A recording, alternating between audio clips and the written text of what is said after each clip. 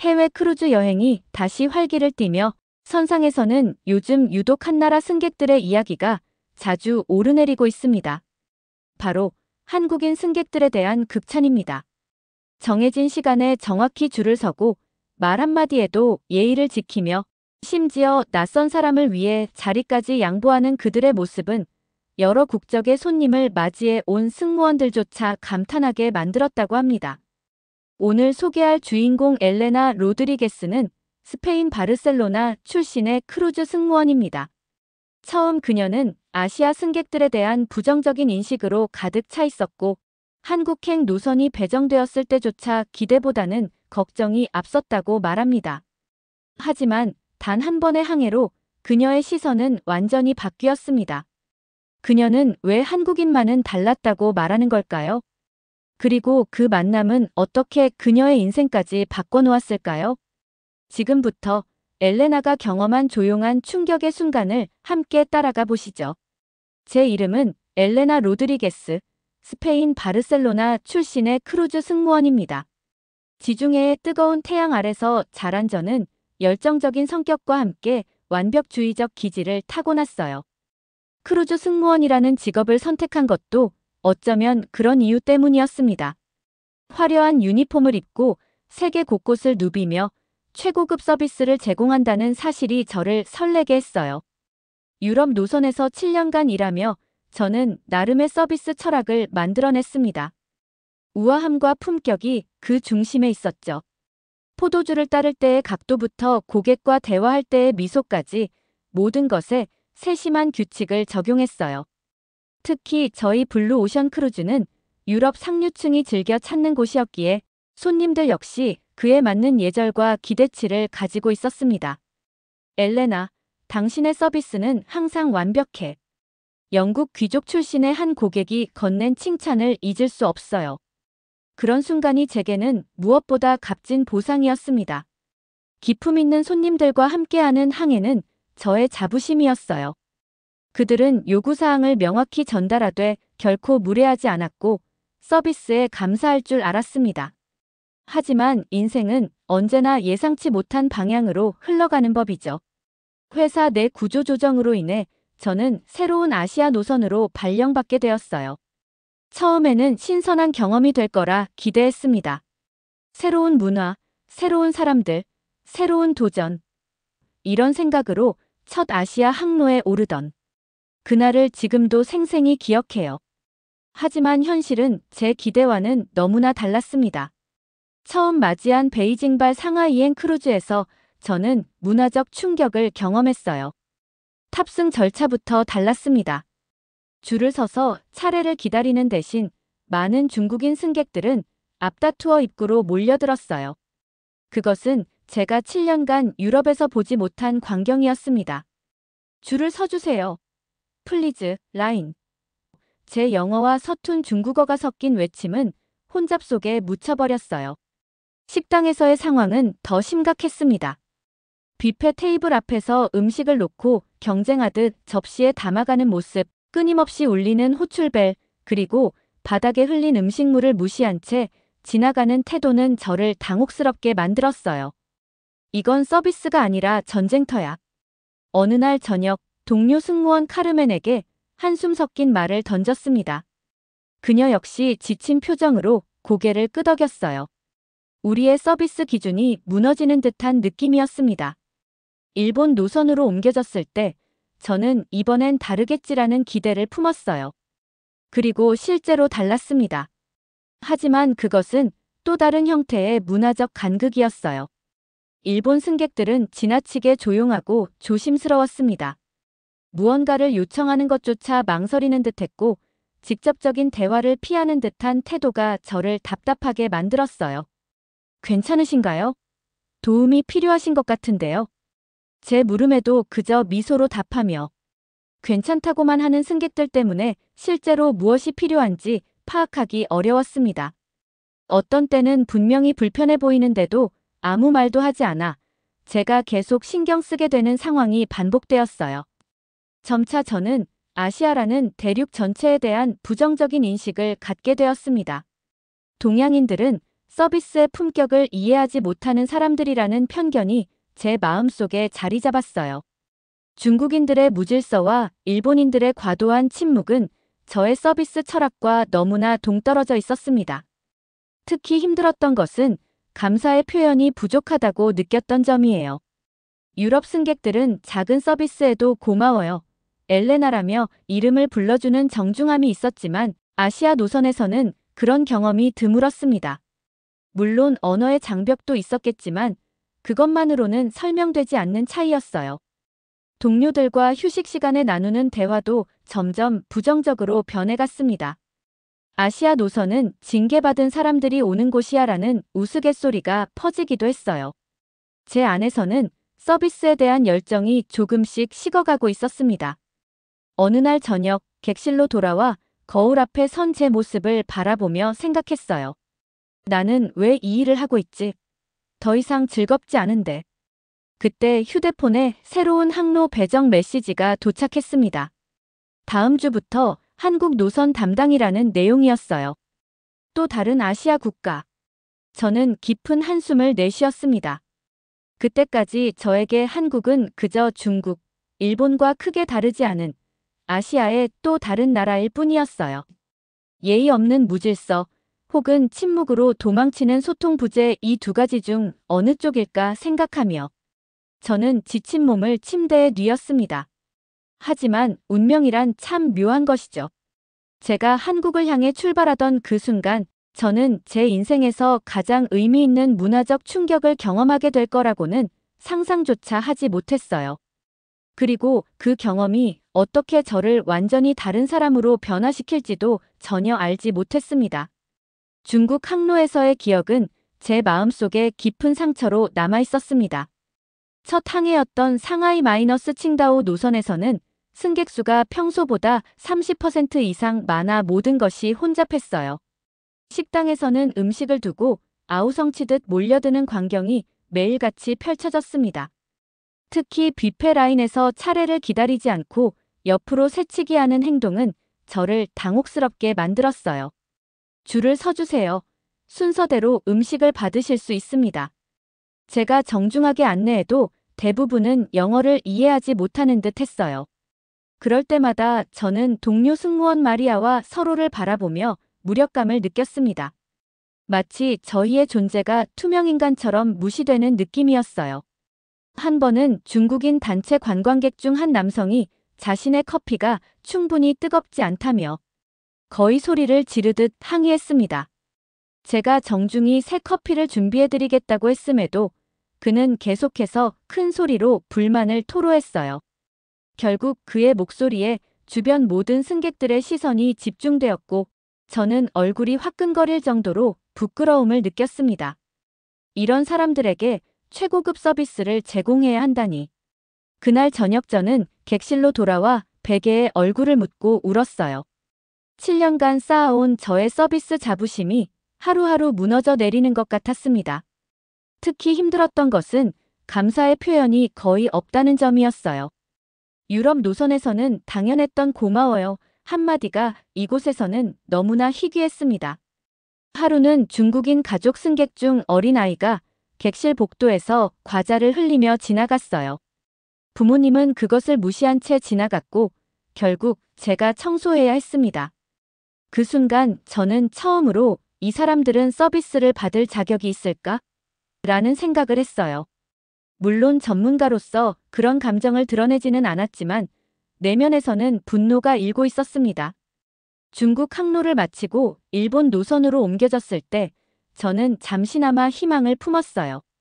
일본은 예의와 질서의 나라라는 이미지가 있었기 때문입니다. 그러나 현실은 또 다른 형태의 실망을 안겨주었어요. 도쿄발 오키나와행 크루즈에서 만난 일본인 승객들은 지나치게 조용하고 수동적이었습니다. 침대 시트가 불편해도 음식이 입맛에 맞지 않아도 그들은 결코 직접적으로 불만을 표현하지 않았어요. 대신 애매한 미소로 괜찮습니다라고만 반복했습니다.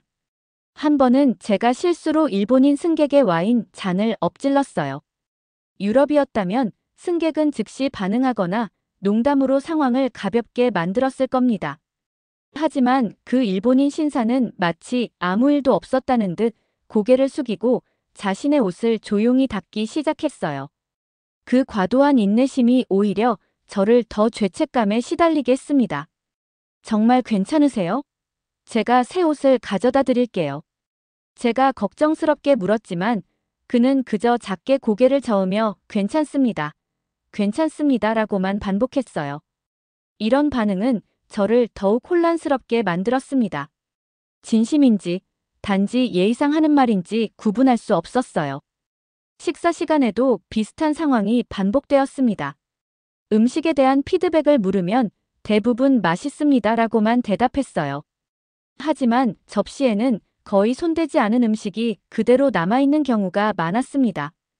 이런 모순된 반응은 저로 하여금 제대로 된 서비스를 제공하고 있는지 끊임없이 의심하게 만들었어요. 특히 힘들었던 것은 활기 넘치는 스페인 출신인 제게 그들의 침묵은 너무나 무거운 것이었습니다. 저는 승객들과 자연스럽게 대화하며 소통하는 것을 좋아했지만 일본 노선에서는 그것이 거의 불가능했어요.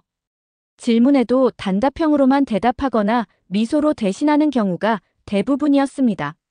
점차 저는 아시아 전체에 대한 편견을 키워갔어요. 중국은 무질서와 불친절의 나라, 일본은 소통 불가능한 침묵의 나라. 이런 단순한 이분법으로 두 나라를 재단하고 있었습니다. 그리고 그 경험들을 통해 아시아 전체를 하나의 덩어리로 판단하는 오류를 범하고 있었어요. 동료 승무원들과의 대화에서도 저는 점점 더 부정적인 의견을 표출하기 시작했습니다. 아시아 노선은 정말 최악이야. 다시는 배정받고 싶지 않아. 이런 말을 자주 했어요. 심지어 아시아 승객들이 탑승한 비행기는 문화적 충격 특급이라는 우스갯소리까지 만들어냈습니다. 제 안에서는 서비스에 대한 열정이 조금씩 사그라들고 있었어요. 더 이상 미소가 자연스럽게 나오지 않았고 승객들과의 대화도 의무적인 것이 되어버렸습니다. 한때 제가 그토록 사랑했던 이 직업이 이제는 그저 참아내야 할 고통처럼 느껴졌어요. 어느 날 저녁 휴식 시간에 크루즈甲판에 홀로 서서 바다를 바라보며 생각했습니다. 이렇게 계속 일하다간 내 서비스 철학이 완전히 무너져버릴 거야. 어쩌면 이제 직업을 바꿔야 할 때인지도 몰라. 그런 고민을 하고 있을 때였어요. 엘레나, 다음 주 일정이 나왔어. 수석 승무원 카를로스가 제게 다가와 말했습니다. 그의 표정이 묘하게 불편해 보였어요. 다음은 한국인 단체 승선이야. 꽤 큰 규모로. 순간 저는 깊은 한숨을 내쉬었습니다. 또 다른 아시아 국가, 또 다른 문화적 충격이라니. 이미 지친 제게는 감당하기 버거운 소식이었어요. 또 시작이군요. 저도 모르게 체념의 말이 튀어나왔습니다. 카를로스는 제 어깨를 토닥이며 힘내. 곧 유럽 노선으로 돌아갈 수 있을 거야 라고 위로했어요. 하지만 저는 그다지 희망적으로 느껴지지 않았습니다. 지금까지의 경험으로 미루어 볼 때 한국 역시 다르지 않을 거라 생각했어요. 객실로 돌아와 침대에 누운 저는 인터넷으로 한국에 대해 검색해보기 시작했습니다. 한국인 특징, 한국 문화 에티켓, 한국인 여행객. 하지만 읽을수록 혼란스러웠어요. 어떤 글에서는 한국인들이 매우 정중하고 예의 바르다고 했지만 또 다른 글에서는 단체 여행객들의 시끄러움을 지적하고 있었습니다. 아마도 중국과 일본의 중간쯤 되겠지. 저는 스스로에게 말했어요. 이미 형성된 선입견 속에서 저는 최악의 상황을 준비하고 있었습니다. 카메라를 든 시끄러운 관광객들 또는 의사소통이 불가능한 침묵의 승객들. 어느 쪽이든 제게는 또 다른 시련일 뿐이었어요. 하지만 운명은 때로 우리가 생각지도 못한 방향으로 흘러가기 마련입니다. 한국인 단체가 탑승하던 그날, 제 인생에서 가장 놀라운 문화적 경험이 시작되리라고는 상상조차 하지 못했어요. 탑승 시간 30분 전, 저는 평소처럼 입구에서 승객들을 맞이할 준비를 하며 마음을 단단히 먹었습니다. 그래, 어떤 상황이 와도 전문가답게 대처하자. 그렇게 저는 다시 한번 완벽한 미소를 지으며 제자리에 섰어요. CHAPTER 3. 조용한 충격, 질서와 배려의 민족. 한국인 단체 탑승 당일, 저는 평소보다 일찍 준비를 마쳤습니다. 지난 경험에서 얻은 교훈대로 최악의 상황에 대비해야 한다고 생각했어요. 메인 로비에 도착했을 때 이미 상당수의 한국 승객들이 모여 있었습니다. 중국 승객들처럼 시끄럽게 떠들거나 일본 승객들처럼 지나치게 조용하지도 않은 어딘가 중간쯤 되는 분위기였어요. 가장 먼저 눈에 띈 것은 탑승 대기줄이었습니다. 약 10명 정도 되는 한국인 승객들이 아주 자연스럽게 줄을 서 있었어요. 특별한 통제나 안내 없이도 그들은 스스로 질서를 유지하고 있었습니다. 이상하다. 이건 내가 알던 아시아 승객들의 모습이 아닌데. 저는 내심 의아했어요. 안녕하세요. 웰컴 투 블루 오션 크루즈. 서툰 영어로 인사하자 맨 앞에 선 중년 남성이 미소 지으며 고개를 살짝 숙여 인사했습니다. 그리고 놀랍게도 한국어로 뭔가를 말한 뒤 그 뒤에 생크 유 미스라고 덧붙였어요. 이런 정중함은 제가 예상하지 못했던 반응이었습니다. 탑승이 시작되고 저는 계속해서 그들을 관찰했어요. 대부분의 한국인 승객들은 여권과 탑승권을 미리 준비해둔 상태였습니다. 게이트를 통과할 때도 서두르지 않고 차분하게 움직였어요. 한 노부부가 있었는데 할머니께서 짐을 정리하는데 시간이 좀 걸렸습니다. 놀랍게도 뒤에 선 승객들은 전혀 짜증을 내지 않고 기다려주었어요. 아마도 인솔자가 잘 통제하고 있나? 저는 혹시 여행사 직원이 엄격하게 규칙을 강조하고 있는 건 아닌지 둘러봤습니다. 하지만 특별한 지시를 하는 사람은 보이지 않았어요. 그저 그들 스스로가 그런 질서를 당연하게 여기는 듯 했습니다. 객실 배정 과정에서도 저는 계속해서 놀라움을 감추지 못했어요. 한 가족이 배정받은 객실이 서로 떨어져 있다는 사실을 알게 되었습니다. 유럽이나 중국 승객이었다면 아마 즉각적인 항의가 있었을 거예요. 하지만 그 한국인 아버지는 조용히 저에게 혹시 가능하다면 객실을 바꿔줄 수 있는지 물었습니다. 죄송합니다만 현재 만실이라 어렵습니다. 제가 사과하자 그는 실망한 기색 없이 이해한다며 고개를 끄덕였어요. 대신 그럼 적어도 아이들 방은 붙어있게 해주실 수 있을까요? 라고 부탁했습니다. 그 배려심과 이해심에 저는 더 열심히 해결책을 찾아보고 싶어졌어요. 결국 다른 직원의 도움을 받아 그 가족의 객실 문제를 해결할 수 있었습니다. 그때 그 아버지가 보여준 감사의 표정은 너무나 진심 어린 것이었어요. 정말 감사합니다. 큰 도움이 되었어요 라고 말하며 그는 허리까지 숙여 인사했습니다. 그 모습에 저는 묘한 감동을 느꼈어요. 이런 일들이 하나둘씩 쌓이면서 저는 점차 의문을 품기 시작했습니다. 이들은 정말 내가 생각했던 아시아 승객들과 다른 건가? 아니면 단지 이 그룹만 특별한 건가? 아직 확신할 수 없었어요. 크루즈가 출발하고 첫 저녁 식사 시간, 저는 의도적으로 한국인 승객들이 많은 구역을 담당했습니다. 실제로 식사 매너는 어떨지 궁금했어요. 뷔페 라인에서 한국인들은 차례를 지키며 음식을 담았습니다. 심지어 어떤 노신사는 젊은 여성에게 먼저 하세요라며 양보하는 모습도 보였어요. 가장 인상적이었던 건 테이블 정리였습니다. 식사를 마친 한국인 승객들은 스스로 사용한 그릇과 컵을 정리해 반납대에 가져다 놓았어요. 심지어 냅킨으로 테이블을 대충이라도 닦는 사람들도 있었습니다. 이건 제가 7년간 크루즈에서 거의 본 적 없는 광경이었어요. 어느 테이블에서 어린아이가 음료수를 엎질렀습니다. 유럽이나 중국 부모들은 보통 승무원을 불러 처리를 요청하는 경우가 많았어요. 하지만 그 한국인 어머니는 즉시 자신의 냅킨으로 닦기 시작했고 심지어 가까운 테이블의 다른 한국인 여성도 냅킨을 건네며 도왔습니다. 제가 할게요. 괜찮아요. 제가 청소도구를 들고 다가가자 그 어머니가 말했어요. 물론 저는 전문적으로 처리해야 했지만 그런 태도 자체가 너무나 새롭게 느껴졌습니다. 크루즈 일정 중 갑판에서의 파티가 있었습니다. 대부분의 승객들이 술을 마시며 즐기는 자리였어요. 중국인 단체의 경우 종종 지나치게 소란스러워져서 다른 승객들의 불만이 나오기도 했습니다.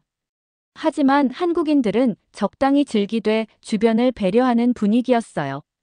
한 젊은 한국인 남성이 약간 취한 듯 했지만 그의 친구들이 그를 잘 통제하고 있었습니다. 이제 그만 마시자라며 물을 건네는 모습이 보였어요. 그리고 파티가 끝난 후 그들은 자신들이 사용한 공간을 깔끔하게 정리했습니다. 크루즈 3일차, 배가 약간 흔들리는 날이 있었어요. 이런 날엔 보통 승객들의 컴플레인이 많아지는 법입니다. 하지만 한국인 승객들은 대부분 묵묵히 상황을 받아들이는 모습이었어요. 오히려 괜찮으세요? 라며 저희 승무원들의 안부를 물어오는 승객도 있었습니다. 특히 기억에 남는 건 한 승객의 체념적인 한마디였어요. 바다니까 흔들리는 건 당연한 거죠. 어쩔 수 없죠. 그 말에는 상황을 받아들이는 성숙함이 담겨 있었습니다. 이전에 만났던 다른 승객들이 날씨 때문에 환불을 요구하거나 화를 내던 모습과는 너무나 대조적이었어요. 4일차 아침, 저는 라운지에서 청소를 하고 있었습니다. 한 노부부가 조용히 앉아 바다를 바라보고 있었어요. 제가 지나가자 할아버지께서 저기요, 실례합니다라고 불렀습니다. 아, 뭔가 요구사항이 있으시구나 생각하며 다가갔는데 뜻밖에도 그는 매일 이렇게 깨끗하게 관리해 주셔서 감사합니다라고 말씀하셨어요. 순간 저는 말문이 막혔습니다. 7년간 크루즈 승무원으로 일하면서 단지 청소에 대해 감사 인사를 받은 적은 거의 없었어요. 그리고 그 할아버지는 주머니에서 작은 한국 전통 장식품을 꺼내 한국의 기념품입니다라며 건네셨습니다. 감사합니다. 정말 아름다워요. 제가 감동하며 받자 할아버지와 할머니는 함께 미소 지으셨어요. 그 순간 저는 이 부부가 단지 예의 바른 개인이 아니라 한국인들의 문화적 특성을 보여주고 있다는 생각이 들었습니다. 5일차 한 가족의 어린아이가 갑자기 열이 나기 시작했어요. 의무실로 안내하는 과정에서 저는 주변 한국인 승객들의 반응을 목격했습니다. 낯선 아이임에도 불구하고 여러 승객들이 다가와 괜찮은지 물었고 한 중년 여성은 자신의 가방에서 해열제를 꺼내 건네기도 했어요. 그날 저녁 그 아이의 어머니가 저를 찾아와 도와주셔서 정말 감사합니다라며 작은 선물을 건넸습니다. 초콜릿이었어요. 정말 괜찮아요. 제 일인걸요라고 말했지만 그녀는 받아주세요. 마음입니다라고 웃으며 말했습니다. 마지막 날 크루즈에서 내리는 과정에서도 한국인 승객들의 질서와 배려는 계속되었어요. 짐을 챙겨 줄을 서서 기다리는 모습, 노인이나 아이가 있는 가족을 먼저 배려하는 모습, 그리고 무엇보다 저희 승무원들에게 한 명 한 명 수고하셨습니다라고 인사하는 모습까지. 한 중년 남성이 저에게 다가와 일주일 동안 정말 좋은 서비스 감사했습니다라고 말했어요. 그리고 덧붙였습니다. 엘레나 씨, 맞죠? 이름표를 보고 기억했어요. 덕분에 좋은 추억 만들었습니다. 제 이름을 기억해준 그 작은 배려가 저를 감동시켰습니다. 모든 한국인 승객들이 내리고 난 후 저는 동료 마리아와 함께 객실 정리를 시작했어요. 놀랍게도 대부분의 객실은 이미 정돈된 상태였습니다. 심지어 어떤 방에서는 사용한 수건을 모아서 한쪽에 깔끔하게 정리해둔 흔적도 보였어요. 이건 진짜 특별한데? 마리아가 놀라며 말했습니다. 저 역시 고개를 끄덕일 수밖에 없었어요. 지금까지의 경험과는 완전히 다른 모습이었습니다. 그날 밤 크루 라운지에서 동료들과 한국인 승객들에 대한 이야기를 나눴어요. 대부분이 저와 비슷한 경험을 했다고 했습니다. 한 동료는 왜 모든 승객들이 저렇게 될 수는 없는 걸까? 라며 웃었어요. 저는 침대에 누워 일주일간의 경험을 되돌아보았습니다. 처음에는 특별히 교육받은 단체일 거야 라고 생각했지만 이제는 확신할 수 있었어요. 그것은 단지 우연이 아니라 한국인들의 문화적 특성이었습니다. 질서, 배려, 감사. 이런 가치들이 그들의 일상에 자연스럽게 녹아 있었어요. 그리고 저는 깨달았습니다. 제가 얼마나 편협한 시각으로 아시아라는 거대한 대륙을 하나의 덩어리로 바라보고 있었는지를요. 중국, 일본, 한국. 각각은 전혀 다른 역사와 문화를 가진 독특한 나라였습니다. 그리고 한국은 제게 잊지 못할 조용한 충격을 선사했어요. 크루즈 일정을 마치고 저는 예정에 없던 결정을 내렸습니다. 다음 항해까지 3일의 여유가 있었기에 저는 한국에 짧게 머물러 보기로 했어요. 그동안 승객들을 통해 보았던 한국인들의 모습이 실제 그들의 삶 속에서도 동일한지 확인하고 싶었습니다. 혹시 크루즈라는 특수한 상황에서만 그렇게 행동하는 건 아닐까? 하는 의문이 있었어요. 부산항에서 내려 처음 마주한 한국의 거리는 놀라울 정도로 깨끗했습니다. 쓰레기통을 찾기 어려웠음에도 길거리에 쓰레기가 거의 없었어요. 사람들은 자신의 쓰레기를 가방에 넣어 가지고 다니는 듯 했습니다. 이미 첫인상부터 저의 호기심을 자극했어요. 호텔을 찾아가는 길에 저는 길을 잃고 말았습니다. 지도 앱을 보며 헤매고 있을 때 한 50대 아주머니가 제게 다가왔어요. 영어로 도움이 필요하세요? 라고 물었습니다. 제 상황을 설명하자 그녀는 자신이 바쁜 출근길임에도 불구하고 호텔까지 직접 안내해주겠다고 했어요. 이렇게까지 해주시면 정말 감사하지만 너무 번거로우실 것 같습니다. 제가 미안함을 표현하자 그 아주머니는 웃으며 괜찮아요. 어차피 같은 방향이에요 라고 답했습니다. 나중에 알고 보니 그녀의 직장은 전혀 다른 방향이었어요. 그럼에도 낯선 외국인을 위해 자신의 시간을 기꺼이 내준 그 배려심이 저를 감동시켰습니다. 호텔에 체크인한 후 저는 근처 전통시장을 방문했어요. 온갖 음식과 물건들로 가득한 시장은 활기찼지만 중국의 시장처럼 혼잡하거나 시끄럽지 않았습니다. 적당한 활기와 질서가 공존하는 모습이었어요. 한 떡볶이 가게 앞에서 머뭇거리고 있을 때 가게 주인 할머니가 저를 발견했습니다. 들어와요. 한번 먹어봐요. 그녀는 손짓하며 저를 초대했어요. 영어는 서툴렀지만 그 진심 어린 미소는 어떤 언어보다 따뜻했습니다. 용기를 내어 들어간 가게에서 저는 생전 처음 떡볶이를 맛보았어요. 매운 음식이 익숙하지 않은 저에게 그 맛은 꽤 도전적이었습니다. 할머니는 제 표정을 보고 즉시 알아차리셨는지 얼음물을 건네며 걱정스러운 표정을 지으셨어요. 괜찮아요, 맛있어요. 제가 웃으며 말하자 할머니는 안심한 듯 미소 지으셨습니다. 그리고는 조금 덜 매운 어묵을 접시에 담아주셨어요. 이거 서비스예요. 할머니의 그 작은 배려에 저는 또 한 번 마음이 따뜻해졌습니다.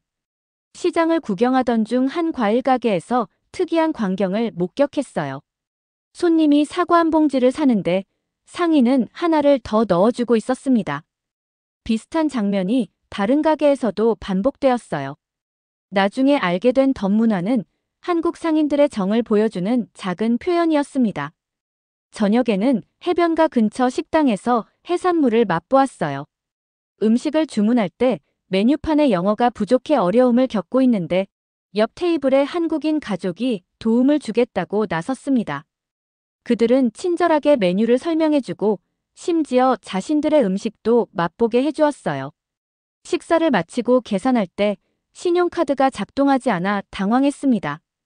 현금도 부족한 상황이었어요. 그런 제 모습을 본 식당 주인은 괜찮아요.